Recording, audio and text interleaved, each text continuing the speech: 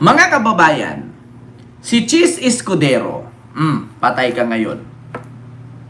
May panibago na namang kaso. Nako po. Ano kaya mangyayari na naman kay Cheese Escudero ngayon? Ha? Eto, mga kababayan, pakinggan natin si Cheese Escudero. Tinadtad ng panibagong kaso, patay kang bata ka. Dante, sino ang naghain ng petisyon at ano ang nagtulak sa kanya para maghain ito?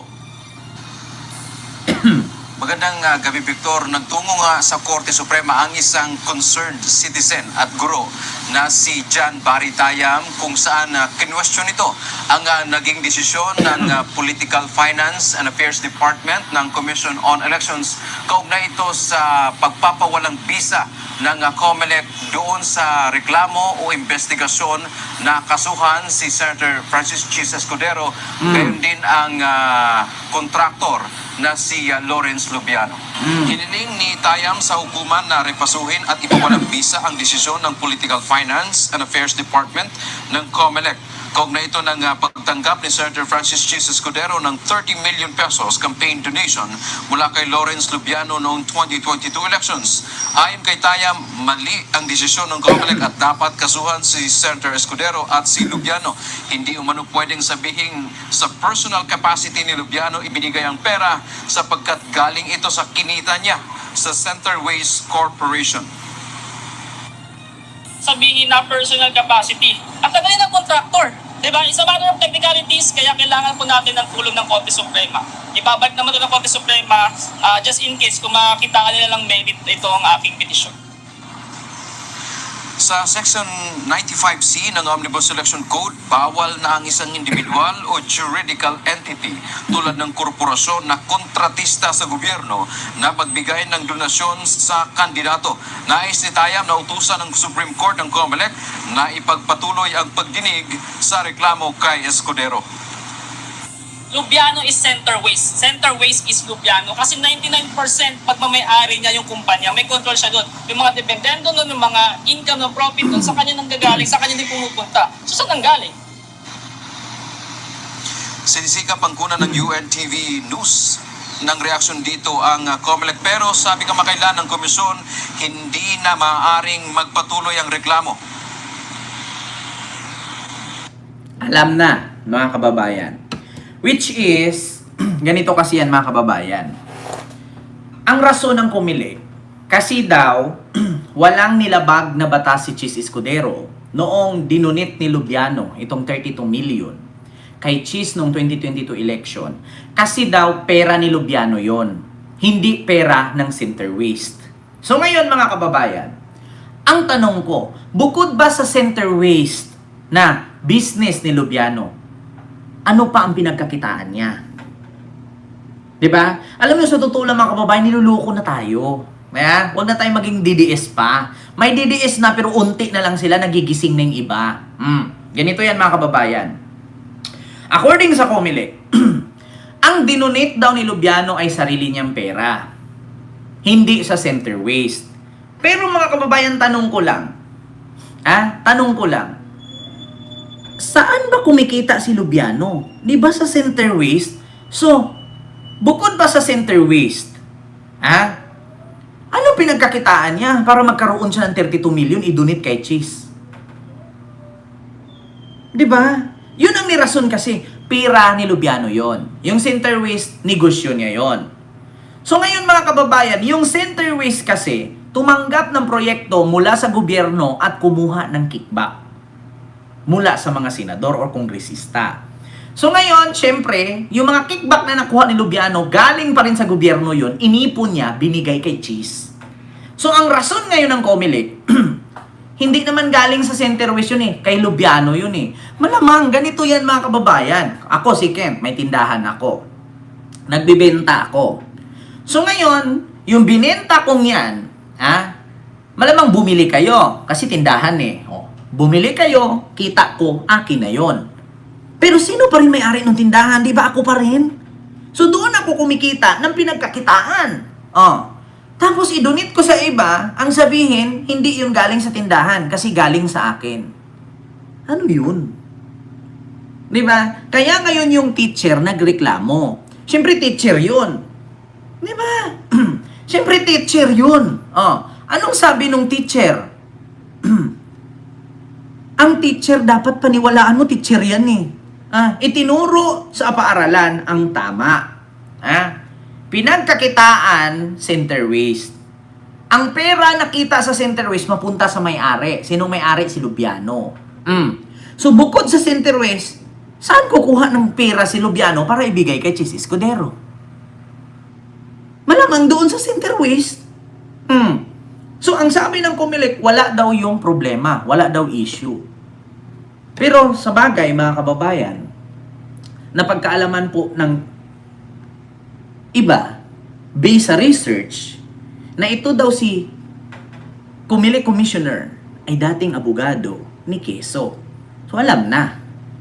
Alam nyo dyan sa Comelec kasi, mga kababayan, kung friend ka, friend ka. Kung hindi ka friend, wala. Diba? Ganun yon, mga kababayan. Kung friend ka, friend ka. Kung hindi ka friend, di wala. So yun po yun katunayan, mga kababayan. Pero, ito po yan. Sabihin man natin na hindi na daw pwedeng ireklamo si Chis kasi tapos na daw. Close na yung kaso sa Comelec. Paano yung kaso niya sa flood control sa Senado?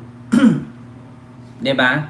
Tama, Sir Ernesto. Gumawa si Lubiano ng sarili niyang pera. Nag-drawing siya. Tapos binigay kay Chis. Diba? Hayaan nyo na lang, mga kababayan. Hayaan nyo, mga kababayan, na maabsuelto si Chis dyan. Kasi bakit? Mas mabigat-bigat po ang kanyang kakaharapin sa Senado. Sa ICI. Hindi man siya bumagsak sa Comelec, sa ICI, sasabit pa rin siya. Di ba? Sasabit pa rin siya. Biruin nyo, mga kababayan, kung tutuusin na, sabihin mo 32 million dinunit ni Lubiano, magkano lang ang sinasahod ng Senado, ng senador. Tapos makabili ka ng bahay sa sa Europe. Diba? Hindi ka basta-basta makabili ng bahay o apartment sa Europe kung wala kang daang bilyon. Hindi ka basta-basta makabili ng bahay sa Europa kung wala kang 100 billion. Tandaan nyo yan, mga kababayan. Yeah? Tandaan nyo yan. Ang tanong ngayon, bakit nagkaroon sila ng bahay sa Europa? Magkano ang bahay doon? Di ba? Ganun yun, mga kababayan. Hindi man siya naipit dito sa Comelec. Abangan po natin. Abangan po natin sa Senado. Di ba? Troll Army, mag-comment ka lang dyan. Dagdag views ka. Thank you so much. Huwag ka mag-skip din ng ads, ha? Alam ko naman bobo ka. Huwag ka na mag-skip ng ads. So, klarong-klaro, mga kababayan, di ba? Klarong-klaro. Biruin mo, magkano lang ang sahod ng senador a month? Sabihin natin 300K. 500,000 sa Senate President. 500,000 sa isang buwan. Sa loob ng 3 taon, i-times mo yung 500,000 times 1,000 plus days. Kasi 365 in 1 year. So, sa dalawa, 600 plus o 900. O sabihin natin 1,000 days. I-divide nyo yan, mga kababayan. 24 times 3. Di ba? 24 times 3. Times 5, 100. Do you think aabot ng billion sa 3 taon? Tapos, how comes? May mga binabayaran pa sila na tubig, kuryente, may mga tax pa. May mga binibili pa sila mga pangregalo sa sarili nila, mga alahas, mga sasakyan, mga kung ano-ano mga luxury items. Tapos, nakaipon ka, ganun kalaki, tapos nakabili ka ng apartment sa Europe. Diba, mga kababayan? Yun ang tanong ngayon. Ma'am Lilia, Ma'am Ililia ba? Ayun. Lihado. Hayaan mo yan sila dyan, ma'am. Mga bubo kasi mga DDS. Hindi na sila kakain at gagastos. So, actually, Ma'am Gima, ganito talaga yan. Doon mo malalaman yan eh. Biruin mo magkano lang naman sinasahod ng senador tapos nakabili ka ng apartment sa Europe. 'Di ba? Oo, totoo yan. Totoo yan, Ma'am Alicia na Andales. Walang bobo na magbigay kung walang kapalit. Kaya sabi na lang niya para makalusot, kakapatid hindi makabigay ng halagang ganyan. Kay Escudero bigay lang ng ano ka. Wow. Kaya nga, 'di ba, Ma'am Alicia? Sa totoo lang ikaw, tanungin kita, Ma'am Alicia, magbibigay ka sa akin ng 32 million for what? Na walang balik? Sige nga. Isa din yan sa malaking katanungan. Ikaw, hindi kita kaano-ano, bibigyan mo ako ng 32 million. Bibigyan mo ako ng 32 million na hindi naman kita kaano-ano, kapatid mo nga, hindi makabigay na kahit 1 million eh. Diba? Yan ang tanong, mga kababayan. Alam niyo, sa totoo lang, niluloko talaga tayo ng mga yan. Sa bagay, may mga karma din naman darating sa mga ganyan, di ba? Sir Almond Lee, may mga darating, may darating na ganyan karma sa kanila. Biruin mo, mismo kamag-anak mo nga, hindi ka nga mabigyan ng 5 million eh. Kung bibigyan ka man, pinakamalaki na 100,000 pag may sakit ka pa. Pag wala kang sakit, di ka nabalian, hindi ka nagkasuka ng dugo, hindi ka gagastusan ng ganyan. So, napaka-imposible, hindi mo kaano-ano, mabigyan ka 32 million? Higi nga. 10.8 million lang sa 3 taon, Sir Bien, ang sahod ng senador. 10.8 million.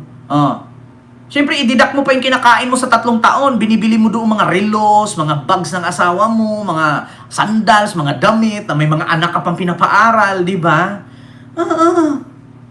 Sige nga, ang kamag-anak mo nga, hindi makabigay kahit 1 million, magbibigay man yan kung halimbawa, nabalian ka ng paa, na-disgrasya ka, nagsuka ka ng dugo, nagkasakit ka, 50-50 ka, ayun, mabibigyan ka, 1 million, maniwala ako. Pero kung malakas katawan mo, walang bali paa mo, walang gas-gas, bibigyan ka 1 million, utot. Tapos yung kaibigan mo, bibigyan ka 32 million, walang kapalit. My God, sinong niluloko nila? Diba? Sinong niluloko? Huwag na tayo tanga. Kaya tama yun na nag-file yung teacher para magising naman yung ombudsman. Para kalkalin ng ombudsman. Sabihin ng ombudsman, oo nga naman. Di ba? Kung si Boyeng nga at si John Vic Romulia, hindi nga nagbibigayan ng 1 million yan kung walang problema eh. Tapos yung kaibigan mo nagbibigay 32 million for walang kapalit. Oo, totoo yan. Totoo yan, Ma'am Joyce Canonisado. Kung wala kang bilyones na may pakita sa bank account mo, hindi ka makakabili ng bahay sa Europe. Totoo yan. Yan ang kadahilanan, mga kababayan. Tapos tanungin ninyo, how comes na nakabili sila ng apartment sa Europe? Diba? So yun yung katotohanan. Ang tanong, saan galing yan? Diba? So yun po yun, mga kababayan.